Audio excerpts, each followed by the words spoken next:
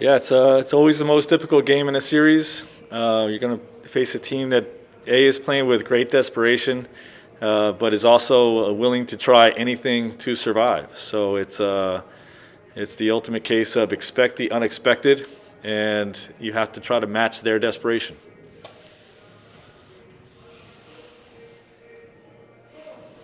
Start over here. Tanya Ganguly. I'm not asking what was said, but have you guys had any discussions as a team about the Jacob Blake situation? We have. We talked about it in film this morning. Really, me addressing it to our team, and the message was sort of along the lines of, it's obviously it's disheartening and disturbing for all of us, and it's difficult to digest and then to go play a game. But it's okay to align our goals here with regard to we're here to compete for a championship, but the further we advance in the playoffs, the bigger our platform to speak up on this grows. And I think it's important for our guys to understand that. We had a we had a genius talk about a week or two ago with John Carlos, and the primary takeaway for me is that he wasn't just an athlete that won a medal and decided to make a statement at that point. He trained with the intent of reaching the victory stand so that he could make the victory statement. And he was motivated by this. And I think it's okay for all of us in here in the NBA bubble to have that mindset, to try to align our goals and compete to advance so that we can grow our platform to help affect change. And that was just my primary message for our guys this morning. Sort of along those lines, there was a moment in June where some players were discussing not coming to the bubble at all because of wanting to concentrate and focus on these issues. And Kyle said last night, some of the focus has been taken off, in his opinion. Do you feel like we could kind of arrive at maybe some players getting frustrated enough where they might consider sitting out of games or not playing in frustration out of these issues? I would understand it, but I have not sensed that with our group. I do actually want to ask a basketball question. You guys, as coaches, last summer met to kind of go over some ideas about the strategy and game plan and talk about the league guarding some of the league's great scorers. Was Dame one of those scorers we talked about initially? Yes. The whatever prototype you want to say, Steph, Dame, now Trae Young, the small guards that have the ability to, pop up off the bounce for three-pointers with range, but also have the speed to race your bigs to the basket are among the most difficult challenges a defensive coordinator can face. So, yes, Dame was absolutely one of those. Will, do you have a couple on your end? All right, I do. Mark Medina. Hey, Frank. Good to see you. Hi, Mark. So apologies in advance for the random question here, but I was just trying to gauge folks around the league. With how Luka Doncic has been, these first 2 years and his performances as of late, what's your outlook on him being the league's next transcendent star? I think he is the league's next transcendent star.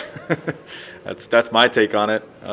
It's just remarkable what he's doing right now at his age, and one of the most unique players ever to come into this league.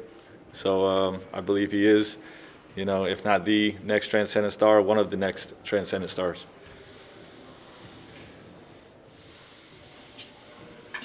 Hey Frank, just want to know what you saw from AD, if anything, physically. He said he was fine. He would, could have potentially, in his mind, gone back in and was fully planning on playing next game. And just wanted to see where you gauged him physically, where he was. Yeah, he was just moving a little gingerly. I felt like it would have loosened up if it were a close game and we needed him to finish. But obviously, with the score what it was, we erred on the side of caution. And just in talking to him right before I came out here, he feels good to go for tomorrow night. I think we're going to list him as probable, but he should be good to go tomorrow night. Cassie? Coach, Damien's status up in the air, and you guys trying to close this one out. Is there anything that you're saying to your team to avoid some sort of complacency with Damien's status in mind? Well, that's part of the expect the unexpected, of a closeout game. Obviously they could do a bunch of different things, but not knowing whether he's in or out, it certainly changes the dynamic of the game.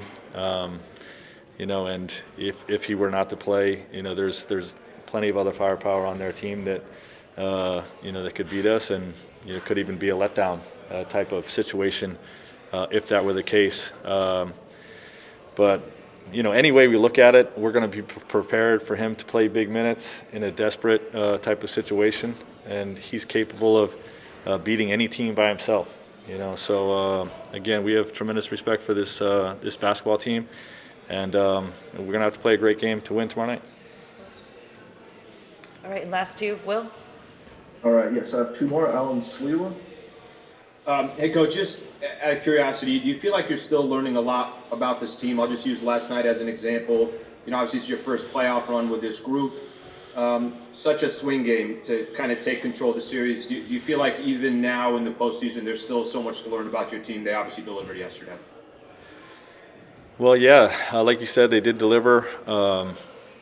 My understanding of our team and my belief in our team is that we're going to rise to the occasion in these big moments when it's needed the most. And, obviously that's the one thing that we've not checked the box on because we haven't been there yet. But that's in front of us coming up hopefully over the next however long these playoffs proceed.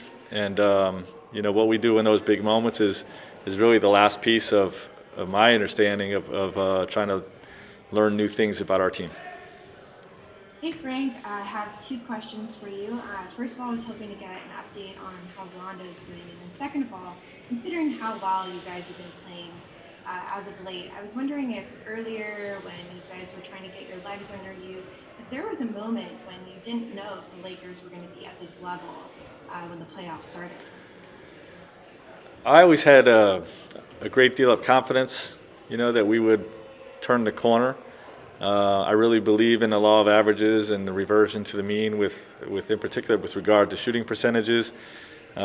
We've been very committed to the defensive end, even in those games where we quote unquote didn't play well. And if we're doing that and we exhibit a dominant defense, I believe if we play the right way offensively and our guys have a willingness to play the right way offensively, that the offense would come around. And we saw that in the last couple of games, but we still have a lot of room to grow, and we have to sustain that. So I guess in answer to your question, I always believed that it was there and would come. Rondo? Oh, Rondo, yes. In regard to Rondo is still banged up. Probably going to list him as doubtful, I think, for tomorrow, and it's unlikely he plays tomorrow night.